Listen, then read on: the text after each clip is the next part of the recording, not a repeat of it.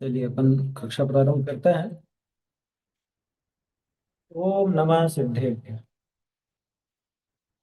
मंगलम भगवान वीरो मंगलम गौतमो गण मंगलम कुंद कुंदाद्यो जैन धर्मोस्तु मंगलम सर्वमंगल मांगल्यम सर्व कल्याणकारकम प्रधानम सर्वधर्माणां जयनं जयतु शासनम जयनं जयतु शासनम।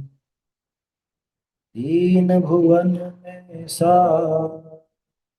वीतराग विख्यात शिव स्वरूप शिव का नमः प्रियो समाधिके।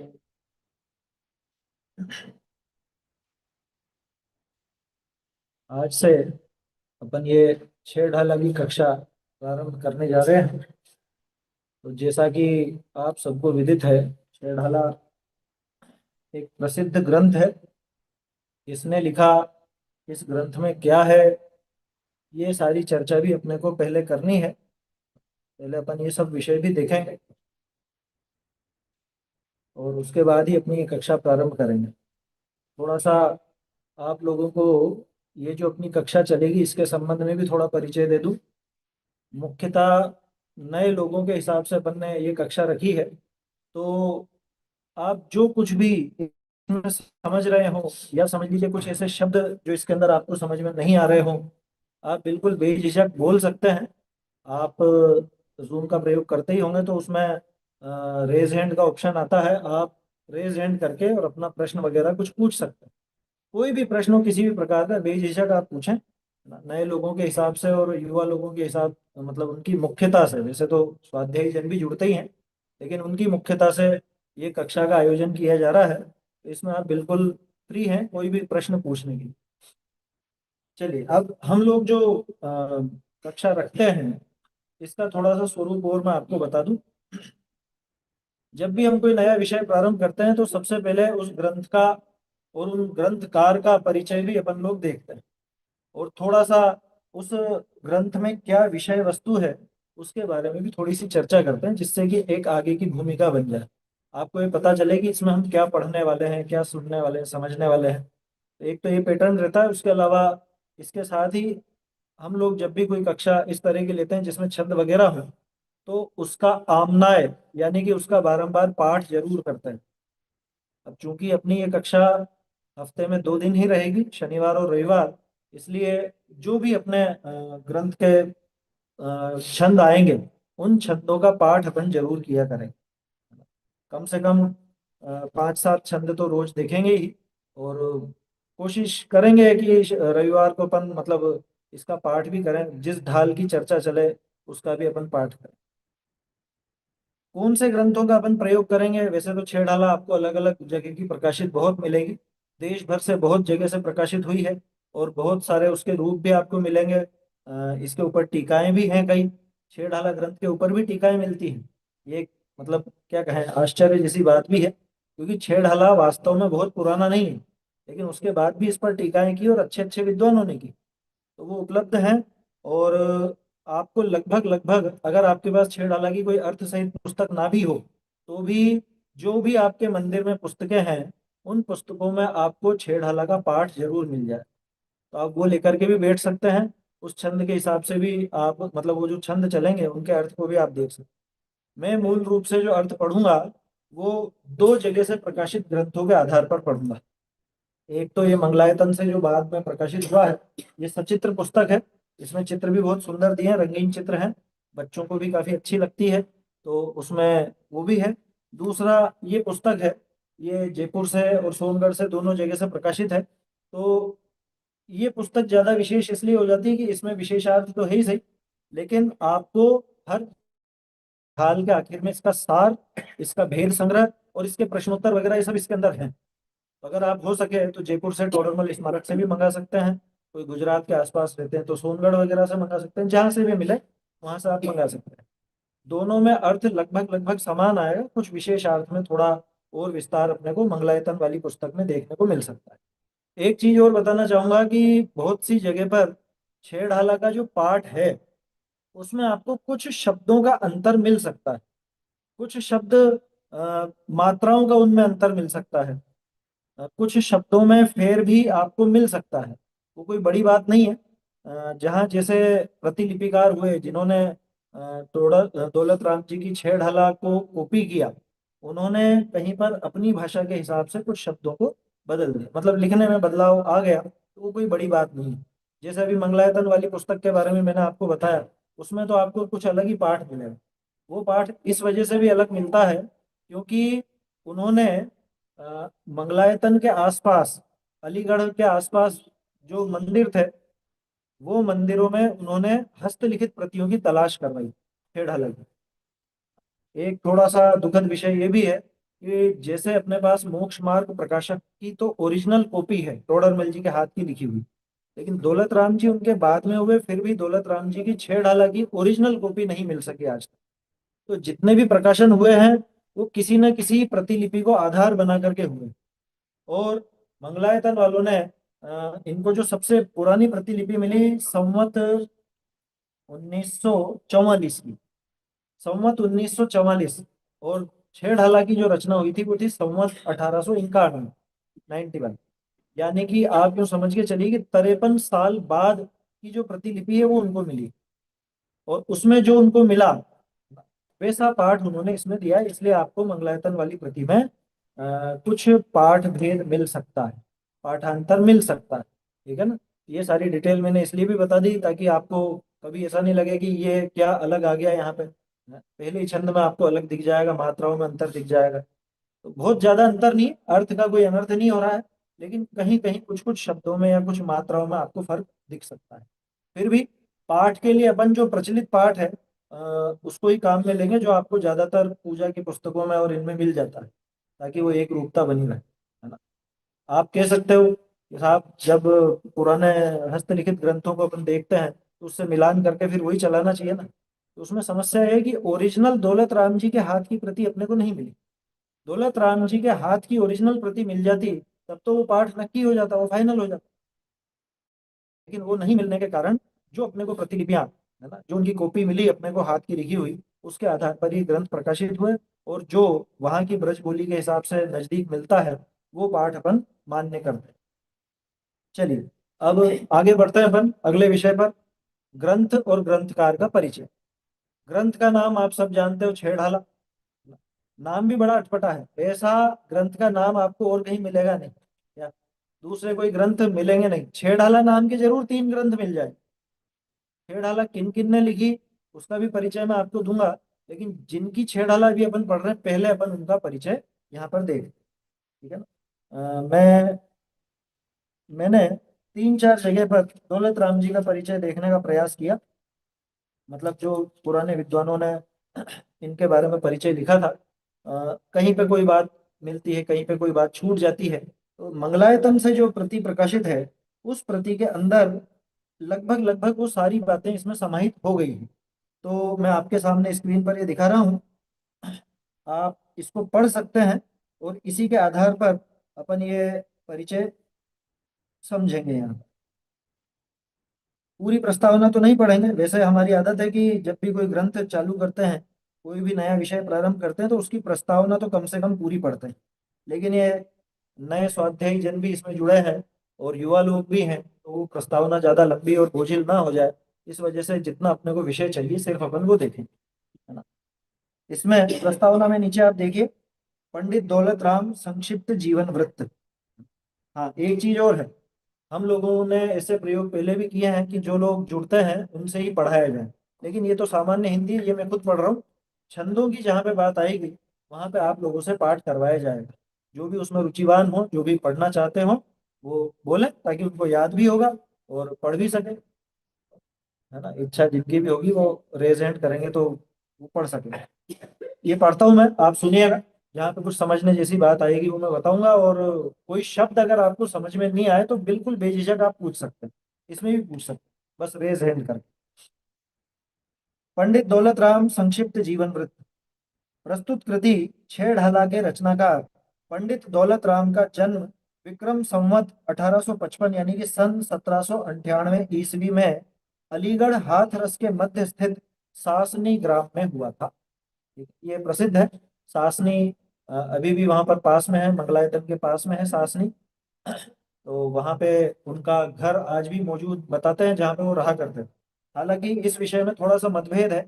बहुत से लोग कहते हैं कि सासनी में जन्म नहीं हुआ था, लेकिन बीच में सासनी रहे थे। फिर भी अपने को कई विद्वानों का ये वाक्य मिलता है कि सासनी में उनका जन्म हुआ, तो ठीक है, मानेंगे कहीं ना कहीं तो हुआ ही। आपके पिताश्री का नाम टोडरमल था। टोडरमल ये मोक्ष मार्ग प्रकाशक वाले टोडरमल जी नहीं है। इनके पिता का नाम भी टोडरमल था। ये वो अपने टोडरमल जी जयपुर वाले थे। ये टोडरमल जी सासनी वाले अथवा हाथरस वाले अलीगढ़ वाले कहलाएंगे। आप पल्लीवाल जाति के नर रत्न थे एवं आपका गोत्र गंगोरीवाल अथवा गंगटीवाल था। देखो गंगटीवाल गंगोरीवाल ये जो भी पल्लीवाल जाति में गोत्र पाया जाता है उस गोत्र में थे। और इसके पिता टोडरमल जी थे। कविवर के पिता अपने छोटे भाई श्री चुन्नीलाल के साथ हाथ रस में कपड़े का व्यापार करते थे, है ना। बजाजी का व्यवसाय इनका था। बजाज कहलाते हैं कपड़े के व्यापारी। तो कपड़े के व्यापारी थे। कविवर दौलत राम की शिक्षा एवं शिक्षा गुरु के संबंध में कुछ भी ज्ञात नहीं है। कविवर दौलत राम की शिक्षा एवं शिक्षा गुरु के संबंध में कुछ भी ज्ञात नहीं है, पर इतना निश्चित है कि ये संस्कृत प्राकृत भाषाओं के मर्मज्ञ मनीषी थे। संस्कृत और प्राकृत इनको अच्छे से आती थी। इसका प्रमाण यही है कि बड़े बड़े जो ग्रंथ हैं संस्कृत और प्राकृत के, उनका आधार लेकर के इन्होंने छेड़ाला की रचना की। आपके द्वारा रचित ग्रंथों में उपलब्ध जिन सिद्धांतों की गंभीरता इस बात का ज्वलंत प्रतीक है। जो भी ग्रंथ है, सिर्फ ग्रंथ ही नहीं बल्कि जो इनके पद हैं, इनकी रचनाएं हैं कई, इनके पदों में भी आपको ऐसे सिद्धांत मिल जाते हैं जो कि प्राकृत और संस्कृत ग्रंथ के आधार से अपने को अपने महान ग्रंथों में मिलते हैं। हाँ, जिन सिद्धांतों, जिन सिद्धांत यानी उन सिद्धांत नहीं, जिन सिद्धांत माने जिन वाणी के अंदर आए हुए सिद्धांत। जैन दर्शन के जो प्रमुख सिद्धांत हैं उन्हें जिन सिद्धांत कहा जाता है। या सीधे शब्दों में कहूँ तो जिनेन्द्र देव द्वारा बताए गए ऐसे अमूल्य सिद्धांत, वो इनके भजनों में, पदों में, छेड़हला जैसी रचना में, इनकी स्तुति में, ये सब जगह पर मिलती है। ठीक है। आपका विवाह सेठ चिंतामणि जैन छिपेटी अलीगढ़ की सुपुत्री से हुआ था। चिंतामणि जैन वहाँ के प्रसिद्ध व्यापारी थे। और छिपेटी गांव का नाम होगा जो अलीगढ़ जिले में, अलीगढ़ खंड में आता होगा। आपके बड़े पुत्र टीकाराम का जन्म विक्रम संवत 1883 और छोटे पुत्र का जन्म विक्रम संवत 1886 में हुआ था। इसमें एक बात और है कि 1882 के करीब इनको ये मथुरा वाले सेठ जी लेकर के गए थे अपने साथ में, जिसका वर्णन आगे आ रहा है। ठीक है ना।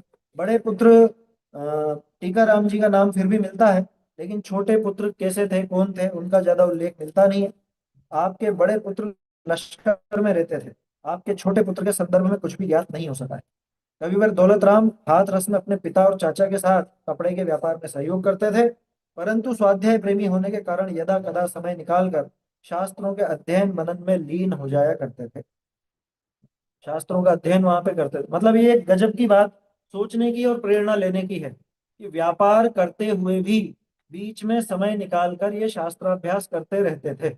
इसको आप ऐसे समझिए कि उस जमाने में जब अपने जैसी छपी हुई पुस्तकें नहीं होती थी, ये छपी हुई पुस्तकें नहीं रहती थी, और फिर भी उस टाइम पर हस्तलिखित ग्रंथ जो भी होते थे उनको अपने व्यापार की जगह पर साथ में रखते।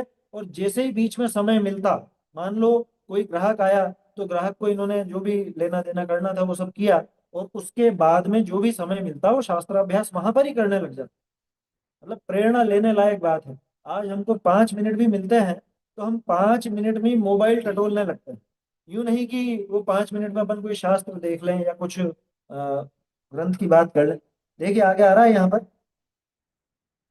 अपने व्यापार में सहयोग करते थे, परंतु स्वाध्याय प्रेमी होने के कारण यदा कदा समय निकालकर शास्त्रों के अध्ययन मनन में लीन हो जाया करते थे।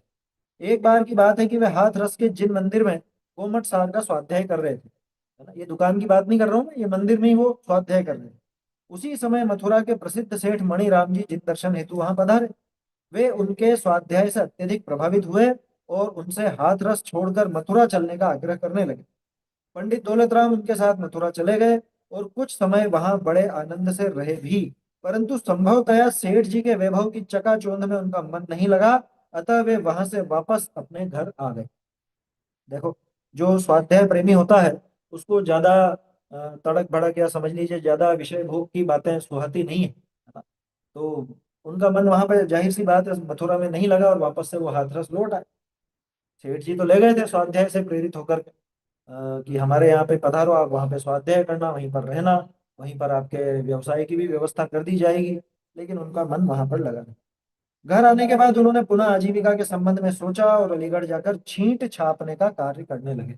छींट छापना अगर आप नहीं समझते हैं तो जैसे बंधेज का काम होता है, लेकिन बंधेज तो खैर अलग चीज हो गई।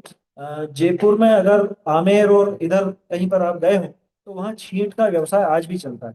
फर्मे बने होते हैं, सांचे होते हैं, उन सांचों को स्याही में डुबो डुबो करके छाप लगाई जाती है ना। तो छापे का काम भी कहा जाता है इसको, छींट का भी बोलते हैं, छापे का काम भी बोलते हैं। अलग अलग जगह प्रिंट जो प्रसिद्ध होती है, प्रिंट, हाँ, रंग में वो करके वो प्रिंट किया जाता था। तो पहले ऐसे छापे बनते थे, सांचे होते थे। आजकल मशीनों के द्वारा प्रिंट होता है। तो उस जमाने में वो ये काम किया करते। प्रतीत होता है कि आजीविका की ओर से निश्चिंत नहीं थे और उनकी आर्थिक स्थिति भी ठीक नहीं थी। अतएव उन्हें अपने जीवन में बार बार इधर से उधर होना पड़ रहा था। किंतु साथ ही ये भी प्रतीत होता है कि उनकी अध्यात्म रुचि अत्यंत प्रबल थी। अतः वे इन उदयाधीन परिस्थितियों में विशेष आकुलित भी नहीं होते। देखो, ये एक चीज समझने की है। उस जमाने में जब वैसे ही व्यापार के कोई इतने क्या कहें पर मतलब आज जैसी सहूलियतें वैसी नहीं थी उस जमाने में। उसके बावजूद भी अगर किसी को जगह पलटनी पड़ रही है, अपना घर छोड़ करके बाहर जाना पड़ रहा है, इसका अर्थ यह है कि वहाँ आर्थिक रूप से संपन्नता नहीं। क्योंकि अगर आर्थिक रूप से संपन्न हो तो अपना घर छोड़ करके क्यों निकले। उस जमाने में नहीं जाते थे जब आवागमन इतना सहज और सरल नहीं था। आज की तरह न ट्रेनें थी, बसें थी। लेकिन अगर इधर से उधर जाना पड़ रहा है और दूसरी जगह शिफ्ट होना पड़ रहा है अपने घर बार को छोड़ करके, इसका मतलब आर्थिक रूप से तो ज्यादा संपन्न नहीं है। ठीक है ना। लेकिन खास बात यह है कि प्रतिकूलताएं कैसी भी हो, आर्थिक व्यवस्था ज्यादा अच्छी नहीं हो, लेकिन कभी भी ज्यादा आकुल व्याकुल नहीं होते थे। वो जानते थे कर्म का उदय है, बाहर में रहेगा। लेकिन हम तो हमारा जो ध्यान अध्ययन मनन चिंतन है उसको क्यों छोड़ें, और उसमें उससे प्रेरणा लेकर के आगे बढ़ते रहते। कहा जाता है कि जिस समय वे छींट छापने का कार्य करते थे उस समय अपने समीप एक चौकी पर कोई प्राकृत या संस्कृत भाषा का शास्त्र विराजमान कर लेते थे और छींट छापते हुए उसकी गाथाएं या श्लोक भी याद करते जाते। आज आप कल्पना करो, मतलब ये बहुत प्रेरणा लेने लायक बात है। आप लोग इसको चाहो तो नोट कर लीजिए क्या, कि वो जब वो छींट छाप रहे मतलब अपना काम कर रहे हैं, उस काम को करते करते भी वहां देखते जाते हैं। कोई गाथा सामने रख ली, कोई पेज सामने रख लिया ग्रंथ का, और जो जो भी गाथा है उन गाथाओं को बोलते जाओ। और आगे देखो यहाँ पे, उनकी स्मरण शक्ति एवं रुचि इतनी प्रबल थी कि वे एक दिन में 60-70 गाथाएं या श्लोक कंठस्थ कर लेते। कौन से? त्रिलोक सार के, गोमट सार के, समय सार के, प्रवचन सार के, ये सब नामों का उल्लेख आता है। और ये झलक अपने को दिख जाती है छेड़ाला में, अथवा उनके बहुत से भजनों में, स्तुतियों में, इनमें इन सब ग्रंथों की झलक इसीलिए मिल जाती है क्योंकि वो सब चीजें उनको मुंह जबानी थी। तो ये हमको प्रेरणा लेना चाहिए। आज हम कहें कि माताएं बहनें अपना रसोई का काम कर रही हैं तो कुछ भजन वगैरह चला ले। लेकिन आजकल खैर एक तरफ तो ये दिखता है कि प्रवचन चला लेते हैं और फिर वो काम करते हैं, हालांकि उसमें उपयोग बराबर नहीं लगता। उसकी जगह ये प्रयोग ज्यादा अच्छा है। आप कोई पाठ वगैरह लगा लो और अपना काम करते करते गुनगुनाओ, सुनते रहो, याद ही होगा और कुछ नहीं। तो समझने की बात नहीं कर रहा हूँ मैं, समझने के लिए तो आपको एकाग्र चित्त होकर के बैठना जरूरी है। लेकिन ये याद करने के लिए, रटने के लिए, आमनाए के लिए तो आप चला सकते हैं। भजन है, गाथाएं हैं, श्लोक हैं। आपको अगर संस्कृत प्राकृत में दिक्कत है तो हिंदी अनुवाद सब पे उपलब्ध है, बड़े बड़े ग्रंथों के, तो उनको आप याद कर सकते हो, दोहरा सकते हो। वो प्रयोग हमको जरूर जीवन में करना चाहिए। ये दौलत राम जी के जीवन से प्रेरणा लेने लायक। कविवर दौलत राम के जीवन का यह प्रसंग आत्महित के अभिलाषियों द्वारा बारंबार विचार करने योग्य है। जिसको भी अपना भला करना है उसको ये प्रेरणा लेनी चाहिए, क्योंकि इससे व्यर्थ के आर्त ध्यान आदि विकारों से बचकर अधिक से अधिक समय तत्वाभ्यास करने की मंगल प्रेरणा प्राप्त होती है। अलीगढ़ के बाद कविवर दौलत राम दिल्ली आकर रहने लगे। देखो कहाँ कहाँ रहे, अपन भी अगर विचार करें, सासनी, हाथरस, अलीगढ़ और मथुरा भी रहे बीच में, और लश्कर भी रहे थे एक बार, और दिल्ली भी रहे, है ना। ये सब जगह पर वो रह कर क्या, इन सब जगह उनको रहना पड़ा आर्थिक विषमताओं की वजह से। देखिए, अलीगढ़ के बाद कविवर दौलत राम दिल्ली आकर रहने लगे। दिल्ली में उन्हें विशिष्ट स्वाध्यायी एवं अध्यात्म रुचि संपन्न साधर्मियों का ऐसा सुंदर समागम मिला कि वे सभी चिंताएं भूल गए और फिर वहां से अन्यत्र कहीं नहीं गए। जीवन के अंतिम समय तक वहीं रहे। आपने विक्रम संवत 1901 में माघ कृष्ण चतुर्दशी को दिल्ली के अनेक साधर्मी बंधुओं के साथ तीर्थराज सम्मेद शिखर की यात्रा भी की थी। दिल्ली का एक मंदिर, जिसके थोड़े समय पहले आपने शायद वीडियो भी देखा होगा, मेरे ख्याल से नया मंदिर कहलाता है वो, ये तो पुराना पर नया मंदिर नाम से प्रसिद्ध है। वहां पे दौलत राम जी का चित्र भी बना हुआ है, और संस्कृत और अपने प्राकृत के ग्रंथों की कई पांडुलिपियां, हस्तलिखित प्रतिलिपियां अपने को वहां पर मिलती है ना। सोने से लिखे हुए ये जो तत्वा सूत्र भक्तमर आदि भी वहां पे मिलते हैं। इसका कुछ दिन पहले वीडियो आया था। ये वही मंदिर है जहाँ पे दौलत राम जी रहा करते थे। देखिए, आखिरी समय तक वहीं रहे, बीच में यात्रा के लिए भी गए। कवि और पंडित दौलत राम जी ने लगभग 68 वर्ष की उम्र में मार्गशीर्ष कृष्ण अमावस्या विक्रम संवत 1923 को, यानी 7 दिसंबर 1866 शुक्रवार, ये तिथि के हिसाब से तारीख निकाल ली गई, तो उस दिन मध्याह्न में समाधि पूर्वक शरीर त्याग दिया। ये भी कहा जाता है कि उन्हें अपनी मृत्यु का 6 दिन पूर्व ही आभास हो गया था, और उन्होंने सबसे क्षमा याचना करके समाधि भाव धारण कर लिया। देखो इसमें कोई बहुत आश्चर्य वाली बात नहीं। बहुत से लोगों को ऐसा लगने लगता है कि बस अब देह छूटने वाली है, और वैसे भी अनुभवी ज्ञानी जीवों को तो ये लगता ही है, मालूम पड़ ही जाता है। तो उन्होंने सब परिवारजनों को बुलाकर उनसे क्षमा याचना की, अपने परिणामों को संतुलित रखा, और अंत में समाधि भाव पूर्वक मरण को प्राप्त हुए, समाधि मरण उन्होंने किया। 68 वर्ष की आयु इन्होंने पाई थी, है ना। आज के हिसाब से देखें तो कोई बहुत ज्यादा आयु तो नहीं थी, है ना। 68 वर्ष के तो अपने में से बहुत से लोग हो जाते हैं। अपने परिवार में भी मान लो 65 67 70 ऐसे दिखते ही हैं सभी। 68 वर्ष की आयु उनको मिली, लेकिन कितना गजब का काम वो करके। देखिए आगे इनका ये जो परिचय है, ये आप इस पुस्तक की पीडीएफ मैंने ग्रुप पर चढ़ाई है, उससे और देख सकते हैं, है ना। लोगों को उसमें ज़्यादा कुछ ऐसा नहीं लगे, इस वजह से अपन इसको पूरा नहीं पढ़ते हैं। इसकी विषय वस्तु वगैरह भी इसमें विस्तार से दे रखी है। जो दूसरी पुस्तक मैंने जयपुर से प्रकाशित बताई थी, अथवा सोनगढ़ से प्रकाशित, उसके अंदर भी विषय का विस्तार अच्छा है, वहां से आपको समझने में ज़्यादा सुविधा मिलेगी। अब एक बात और, दौलत राम जी के संबंध में ये भी समझ लेना कि दौलत राम नाम के कितने विद्वान हुए। वैसे तो कई हुए, दो उनमें बहुत प्रसिद्ध है। एक थे दौलत राम जी कासलीवाल, वो जयपुर के थे, जो कि टोडरमल जी के समकालीन थे, वैसे तो उनसे उम्र में बड़े थे। और जो भी आपको पद्म पुराण, हरिवंश पुराण, आदि पुराण इत्यादि की वचनिका मिलती है, वो सारी वचनिका दौलत राम जी कासलीवाल के द्वारा रची। ये दूसरे दौलत राम जी हैं, ये दौलत राम जी पल्लीवाल हैं। वो दौलत राम जी कासलीवाल वो खंडेलवाल जाति के थे, ये पल्लीवाल जाति के गंगटीवाल गोत्र के। ठीक है, तो दोनों में कंफ्यूज नहीं होना, नहीं तो कई बार आप कोई नए व्यक्ति जब पढ़ते हैं, शुरू शुरू में तो हमको भी ऐसा हुआ, जब हमने पद्म पुराण की वचनिका देखी, उसमें लिखा था दौलत राम जी, तो हमने सोचा कि दौलत राम जी ने छेड़ाला के अलावा ये भी लिखा है। लेकिन वो दौलत राम जी अलग थे, ये दौलत राम जी अलग। ठीक है, तो दौलत राम जी का ये अंतर अपने को समझना चाहिए। इसके अलावा अब बात करें अपन छेड़हला की, तो ग्रंथ का नाम है छेड़हला। इस तरह का नाम आपको एकाएक जैन ग्रंथों में बहुत कम देखने को मिले। जो मिलेगा वो छेड़हला ही मिलेगा। छेड़हला तीन है, तीन छेड़हला लिखी गई है, और तीन ही अपने जो प्रसिद्ध कवि विद्वान हुए हैं उनके द्वारा लिखी गई। पहले थे आगरा के दयानत राय जी। दयानत राय जी का नाम आप सबने सुन रखा होगा, जिन्होंने सारी पूजाएं लिखी हैं, है ना। आपको जो पुरानी पूजाएं मिलती है देवशास्त्र गुरु की, अथवा दशलक्षण की, रत्नत्रय की, 16 कारण की, पंचमेरु की, नंदीश्वर द्वीप की, ये सब पूजाएं दयानत राय जी ने लिखी है। दयानत राय जी का चर्चा शतक भी है। दयानत राय जी ने छेड़हाला भी लिखी। असल में उसका छेड़हाला नाम इतना प्रसिद्ध इसलिए नहीं हुआ क्योंकि उन्होंने खुद उसका नाम अक्षर बावनी ऐसा लिखा था, है ना। अक्षर बावनी नाम भी मिलता है, उसके अलावा एक आध नाम उसका और मिलता है ना। अध्यात्म पंचासी का, अध्यात्म पंचासी का नाम भी उसका मिलता है। कुल 52 छंद उसके अंदर थे, और उसकी विशेषता क्या थी वो बताता हूँ। वो सिर्फ शॉर्ट में इसलिए देख रहे हैं ताकि आपको छह ढाला कौन कौन सी है और उसका क्या इतिहास है वो पता लगे। दयानंद राय जी की जो छह ढाला है वो इस तरह की छह ढाला नहीं है।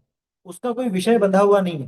हालांकि विषय उसका जैन दर्शन और अध्यात्म ही है, लेकिन जैसे इसके अंदर एक पूरा सिस्टम है, पूरी एक क्या कहें अपन क्रोनोलॉजी बनी हुई है कि जीव कैसे निगोद से निकलकर मोक्ष तक की यात्रा पूरी करता है, वो सारी बात इस छह ढाला में मिलती है। विषय वस्तु बंधी हुई है। दयानंद राय जी की छह ढाला में विषय वस्तु बंधी हुई नहीं। उन्होंने क्या बांधा, मैंने कहा था अक्षर बावनी, 52 अक्षर आ ई ई इत्यादि से लेकर के क ख ग घ। उन्होंने छंदों की रचना वैसे ही की। पहला छंद अ से बनाया, अ से शुरू हुआ। दूसरा छंद आ से, तीसरा ई से, चौथा ई से, इस तरह से आगे करके वो पूरे 52 अक्षर के 52 छंद उन्होंने बनाए, जिसको अक्षर बावनी अथवा अध्यात्म पंचासी का भी कहा जाता है। हाँ, सुबोध पंचासी का, अध्यात्म पंचासी का नाम भी मिलता है, इसमें सुबोध पंचासी का दिया है। उसमें एक और चीज है, फिर छेड़ाला नाम क्यों आया, ये रहस्य भी खोलूंगा, पहले विषय समझ लीजिए। छेड़ाला का अर्थ क्या है, ये भी समझने लायक है, क्योंकि जिस ग्रंथ को पढ़ रहे हैं उस ग्रंथ के नाम का अर्थ तो मालूम होना चाहिए ना। दौलत राम जी की भी छेड़ाला का एक नाम और है ना, वो भी अभी अपन देखेंगे।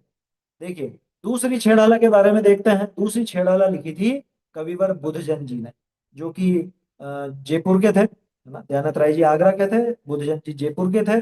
बुधजन जी भी बहुत प्रसिद्ध विद्वान हुए हैं, अच्छे कवि थे और अच्छे विद्वान थे, जिनके कई भजन आप लोगों को सुनने को मिलते हैं, पढ़ने को मिलते हैं। जिनवाणी स्तुतियां उनकी बहुत प्रसिद्ध हैं, है ना।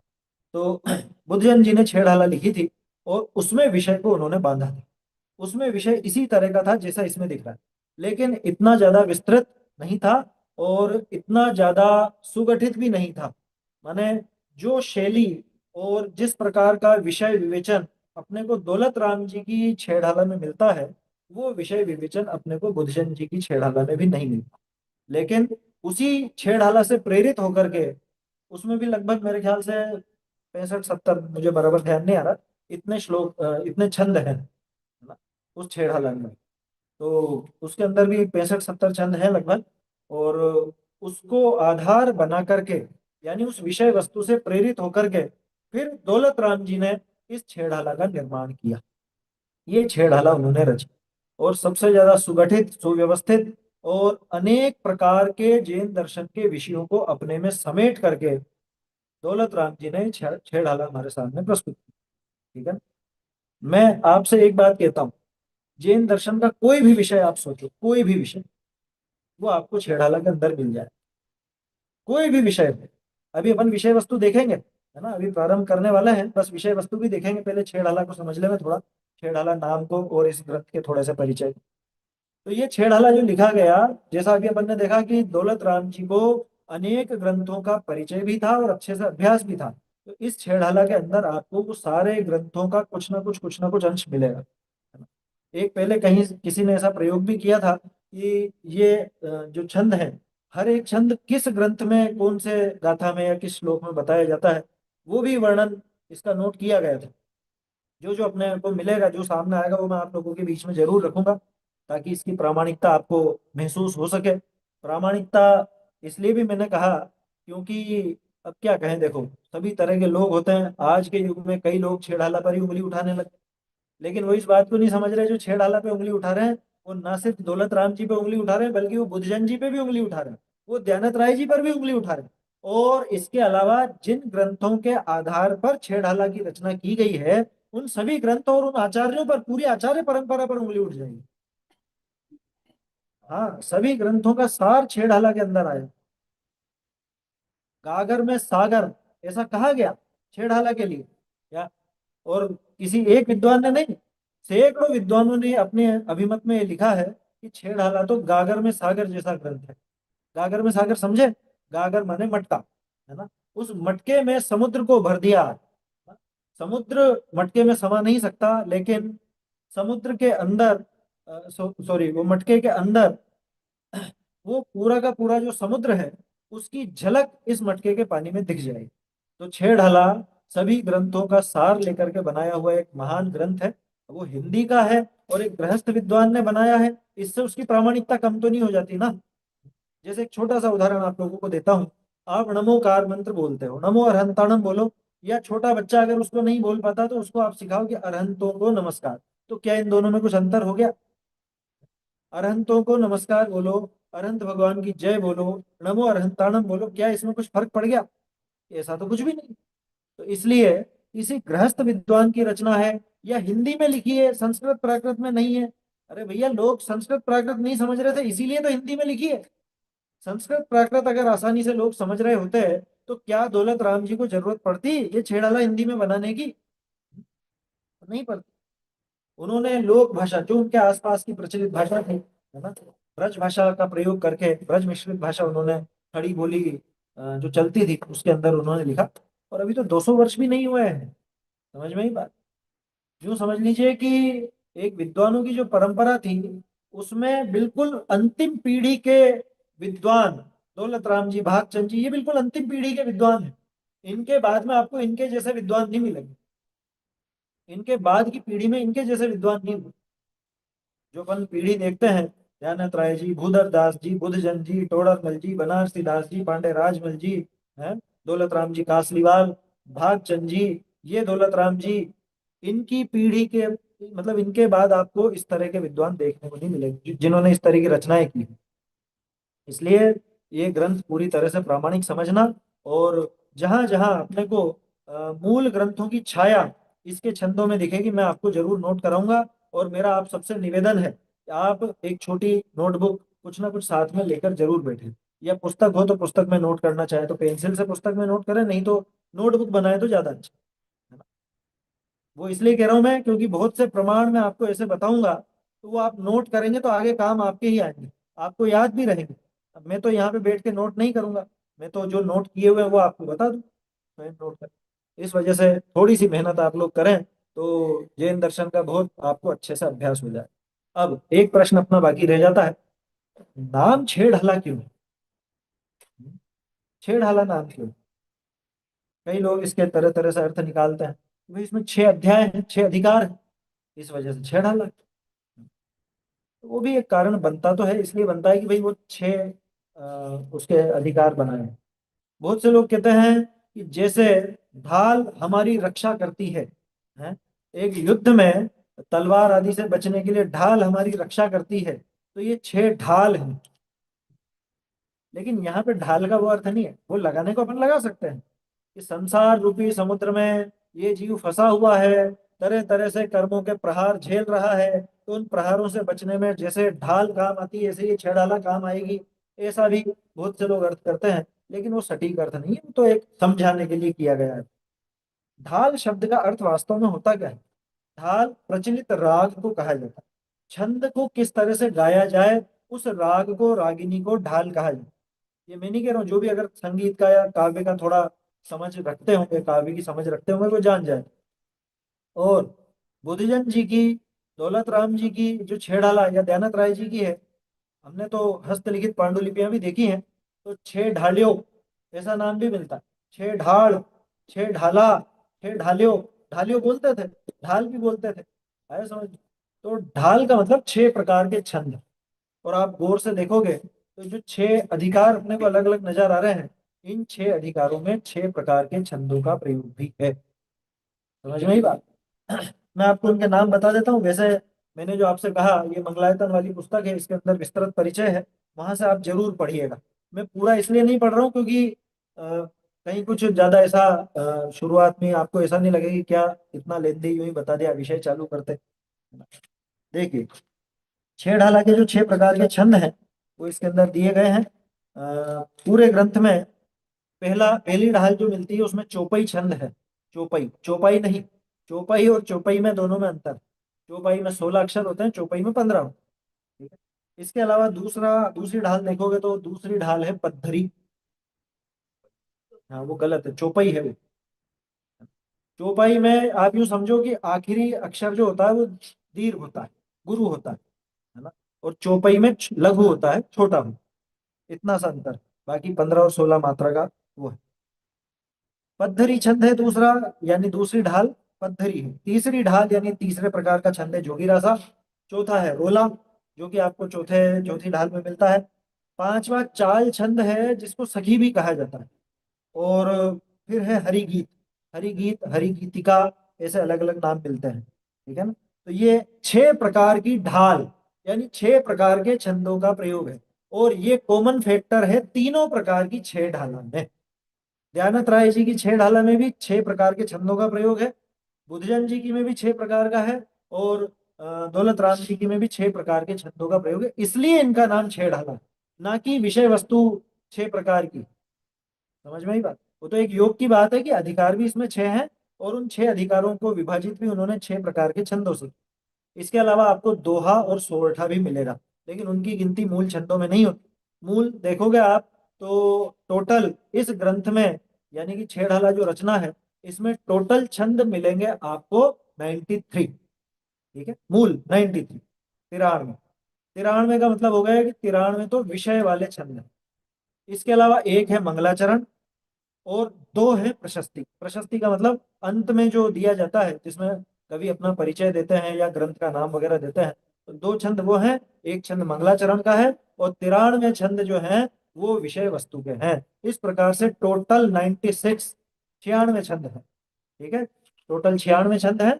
बहुत सी जगह 95 लिखा हुआ मिलेगा, तो उसमें यूँ समझ लेना मंगलायतन मंगलाचरण को उन्होंने नहीं गिना, ऐसा उसमें आशय समझ लेना। ठीक है, तो ये 6 ढाला का मैंने आपको सामान्य परिचय दिया।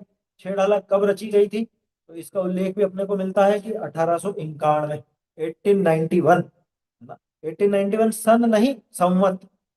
संवत से 57 साल पीछे कर लीजिए आप, यानी कि 1834 ईस्वी। देखो इसमें तो पूरी तारीख भी दे रखी है, 11 मई 1834। आया समझ? 11 मई 1834 को इसकी रचना हुई थी। और एक और कॉमन फैक्टर मैं आपको बताता हूँ, बुद्धजन जी और दौलत राम जी की 6 ढाला में दोनों की रचना एक ही दिन पूर्ण हुई। दौलत राम जी ने बुद्धजन जी के न सिर्फ विषय को फॉलो किया, बल्कि जिस दिन उन्होंने पूर्ण करी उसी दिन इन्होंने भी पूर्ण की। वैशाख शुक्ल तीज, जिसको आप आखा तीज के नाम से, अक्षय तृतीया के नाम से जानते हैं, है ना, उसी दिन ये 6 ढाला की रचना उन्होंने पूर्ण की थी। तो ये 6 ढाला का सामान्य परिचय है। अब 6 ढाला में विषय आप क्या पढ़ोगे? जिन लोगों को 6 ढाला मालूम भी हो कि वो क्या पढ़ते हैं, फिर भी हो सकता है शायद विषय उनको ख्याल नहीं हो। 6 ढाला मुंह जबानी तो बहुत से लोगों को याद होगी, लेकिन उनसे पूछा जाए कि भाई 6 ढाला में क्या क्या विषय वस्तु है, वो तो बताओ। तो पहली ढाल में आपको संसार के दुखों का वर्णन जानने को मिलेगा, जिसमें चारों गतियों के दुख किस प्रकार से हैं, चारों गतियों में जीव किस किस प्रकार से दुखी होता है, निगोद से लगाकर देव गति के समस्त दुखों का वर्णन इसके अंदर आपको विस्तार से जानने को मिलेगा। और ये सारा वर्णन आपको त्रिलोकसार, तिलोय पंडिती वगैरह जो ग्रंथ हैं, उन ग्रंथों में जो वर्णन आया उसके आधार से। ठीक है ना? फिर इसके बाद दूसरी ढाल है कि साहब ये जीव दुखी है, संसार में भटक रहा है, तो दुखी क्यों है? कि दुखी होने का कारण है इसका मिथ्या, ये मिथ्या दर्शन, मिथ्या ज्ञान, मिथ्याचार्य। तो दूसरी ढाल मिथ्या दर्शन, मिथ्या ज्ञान, मिथ्या चारित्र का वर्णन करती है, जिसके अंदर भी आपको मिथ्यात्व के वर्णन में पहले 7 तत्वों के संबंध में क्या क्या मिथ्या मान्यता इस जीव की होती है, उन 7 तत्वों के संबंध में विपरीत मान्यता दूसरी ढाल के अंदर पहले बताई। फिर मिथ्या ज्ञान का वर्णन आया, फिर उसके बाद मिथ्या चारित्र का वर्णन है। और ये तो बताया पहले अग्रहित मिथ्या दर्शन, मिथ्या ज्ञान, मिथ्या चारित्र का वर्णन। इसके बाद में दौलत राम जी ने ग्रहित मिथ्या दर्शन, जिसके अंदर कुदेव, कुगुरु, कुधर्म का निरूपण आया, ग्रहित मिथ्या ज्ञान, जिसमें खोटे शास्त्रों के अभ्यास का वर्णन आया, और ग्रहित मिथ्या चारित्र, जिसके अंदर तरह तरह की जो खोटी क्रियाएं, खोटे तप वगैरह धारण करता है ये जीव, उन सबका वर्णन भी इसके अंदर किया गया। तो अपन संक्षेप में कह सकते हैं, दूसरी ढाल में अपन पढ़ेंगे कि संसार में भटकने का मूल कारण 3 प्रकार का, जो जैसे रत्नत्रय अपन देखते हैं, सम्यक दर्शन ज्ञान चारित्र, ऐसे ही ये क्या कहें, मिथ्यात्रय, या ये संसार मार्ग, संसार मार्ग में कैसे जीव अग्रहित और ग्रहित मिथ्यात्व में पड़ा रहता है, ये वर्णन दूसरी ढाल में। फिर इसके बाद तीसरी ढाल में, है ना, ऐसा ही पैटर्न यहाँ पे भी अपनाएं। दूसरी ढाल में ग्रहित और अग्रहित मिथ्या ज्ञान की बात थी, मिथ्या दर्शन, मिथ्या ज्ञान, मिथ्या चारित्र की बात थी।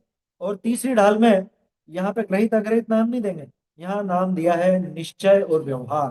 तो निश्चय सम्यक दर्शन, सम्यक ज्ञान, सम्यक चारित्र कैसा है, ये बता करके व्यवहार सम्यक दर्शन कैसा होता है उसका वर्णन पूरा है ना। और सम्यक दर्शन, चूंकि मिथ्या दर्शन में 7 तत्व संबंधी भूले थी, तो सम्यक दर्शन में 7 तत्व का सही स्वरूप क्या है वो आया है।